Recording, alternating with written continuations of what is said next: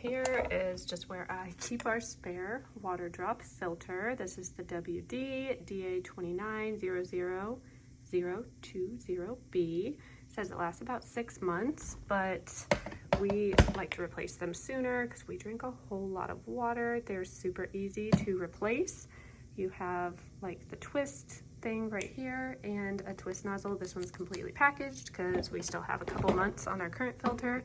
It's super easy to replace. Looks like we need to do some cleanup, but you just twist one way, twist, which way, lock, unlock, it's been a while. So you twist, pull out, and then twist, push in. Literally, that's it. Super easy to use, super user-friendly.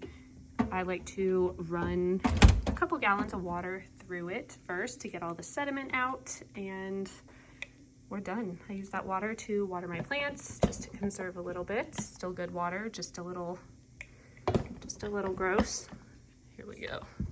Keep forgetting to push the thing to set it back in there, but this thing is great, really high quality, and super impressed with these filters. I like that they're totally sealed. I keep it in my fridge, so when the light goes off, then I can replace it. So great filters, love these ones.